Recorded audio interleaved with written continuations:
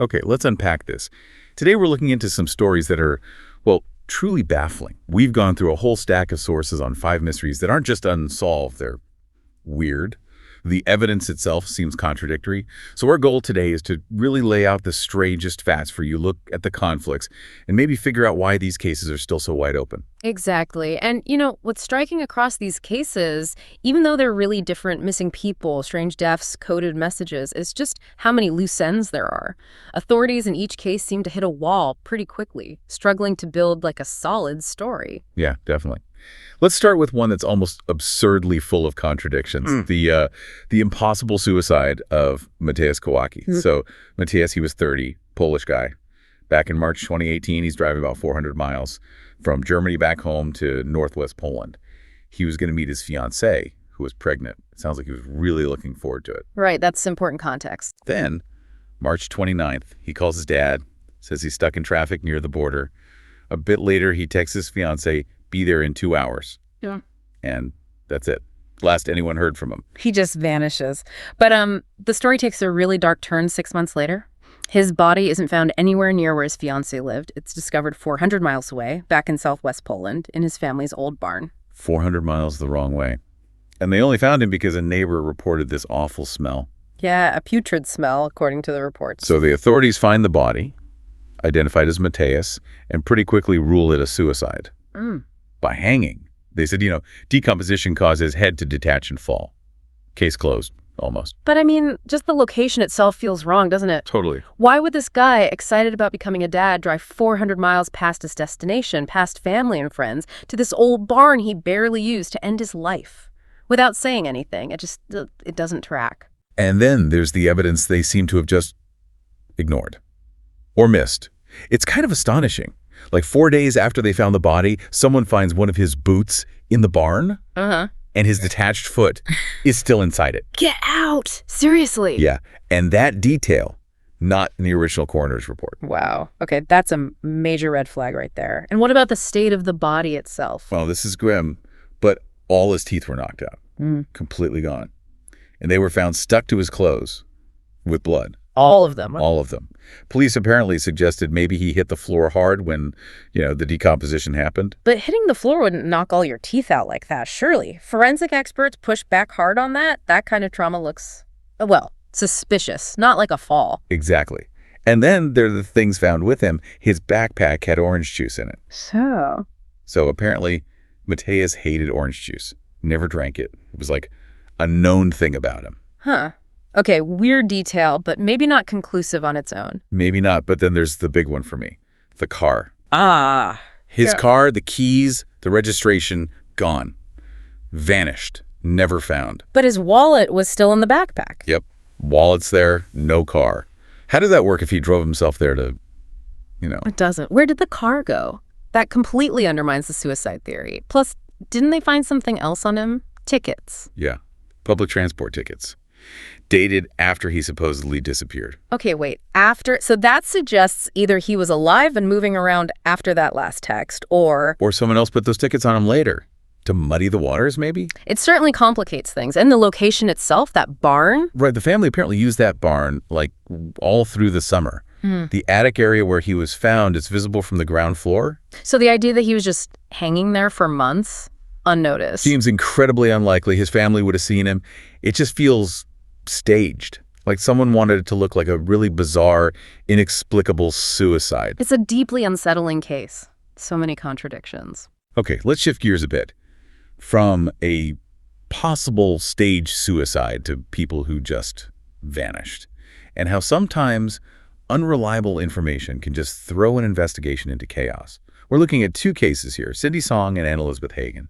Yeah, and these 2 really show different sides of abduction cases. One is tangled up with a witness who might be completely unreliable, and the other looks like a very professional, high-stakes operation. Let's start with Cindy Song. She was a student at Penn State, disappeared back in 2001, actually on Halloween night.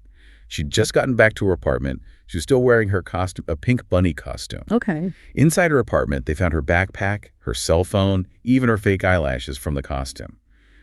But her keys and her purse were gone. So the initial thought was maybe she popped out again quickly. Yeah, the theory was she might have just nipped out, maybe still in the costume, to a 247 store, literally just down the street, like 200 yards away, and was grabbed then. Makes sense as a starting point. But then things got complicated. Very complicated. A couple of years later, in 2003, this burglar, a guy named Paul Weekly, comes forward.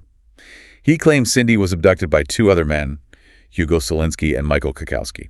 Says they held her in a walk-in safe, killed her, buried her. He gave details. Oh, yeah. Really specific, gruesome details. He even claimed Kukowski kept her bunny ears as some kind of, souvenir. Oh, that's horrible. So did police follow up on this? They did. And this is where, as you said, it just went completely off the rails. Weekly led them to Solinsky's property. They didn't find Cindy Song there, but they did find bodies. What? Whose bodies? Well, they found the remains of Kukowski, the guy Weekly accused, and Kukowski's girlfriend, and 7 other unidentified bodies just buried there. 7 other bodies, but not Cindy. Not Cindy. Solinsky denied everything about her. And then it turned out Weekly, the informant, had actually downloaded news articles about Cindy's disappearance. So his credibility just plummeted. He might have made the whole story up about Cindy, maybe trying to get a deal or just attention. Exactly. And the terrible thing is, his false lead did uncover this mass grave, this horrific situation with Kukowski and the others. But because he lied about Cindy, it threw her case into total confusion. Investigators basically had to restart while also dealing with finding 8 bodies unrelated to her disappearance. What a mess. A total mess created by one unreliable source. Now compare that to the disappearance of Anne Elizabeth Hagen. This feels very different. Completely different. This looks calculated, professional. Anne Elizabeth Hagen was the wife of Tom Hagen, a Norwegian billionaire. And apparently their huge wealth had gotten a lot of press just before she disappeared in October 2018. Right, the timing is potentially significant. She was taken from her home sometime between 9:19 and 9:48 in the morning, on Halloween, actually. Yeah. Same day as Cindy Song, years apart. Wow, it's a coincidence. Yeah.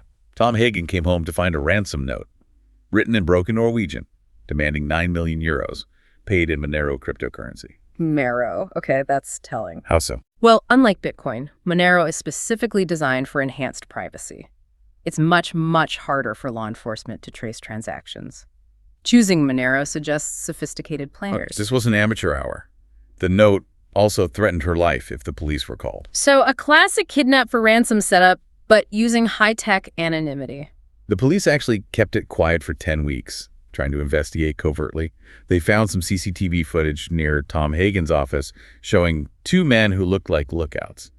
And a neighbor reported seeing a silver SUV taking a sort of weird shortcut towards the Hagen house around the time she disappeared.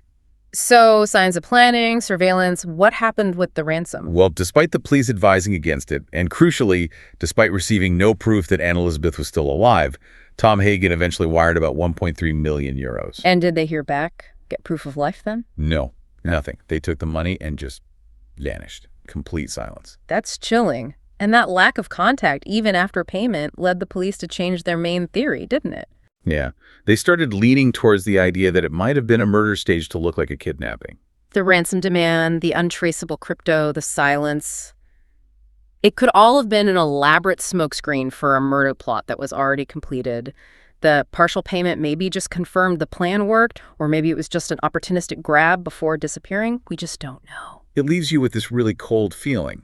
A very different kind of unknown compared to the Cindy Song case. Absolutely. One obscured by lies, the other by professional execution. Okay, now let's dive into maybe the most bizarre category crimes that seem almost theatrical, defined by codes or really strange specifics, like the 3X killer back in the 1930s. This guy was described as small, with a thick German accent. He targeted couples at a lover's lane. First, he shot a man named Joseph Moisinski. Then he assaulted Moisinski's companion, Catherine May. But then he let her go. Let her go after witnessing a murder. Yes, but he gave her something, a note. It was stamped in red ink and read, Joseph Moisinski, 3X 3X097. What on earth does that mean? 3X. Nobody knows for sure. But the killer started calling himself 3X. He sent a letter to the newspapers calling Moisinski a dirty little rat and threatening fortune of Moisinski's friends. So he escalated publicly. Right. And then he struck again. Another man, Noel Soli, killed in a similar way, also at a lover's lane. This time, 3X apparently went through Soli's pockets, muttered something like, "I have them," and then gave Soli's female companion another note. This one just said, Soli 3X. I have them. implying he was looking for something specific. It seems that way. Because later, 3X sent another letter claiming he was an agent for the Red Diamond of Russia. The what? The Red Diamond of Russia. He claimed Muizinski and Soli were former members who'd stolen documents from this secret organization. So he's claiming to be like a secret agent fulfilling a mission. Exactly. And he said now that both men were dead, his mission was complete. And then the killing stopped. He just stopped after claiming his mission was done. Yep.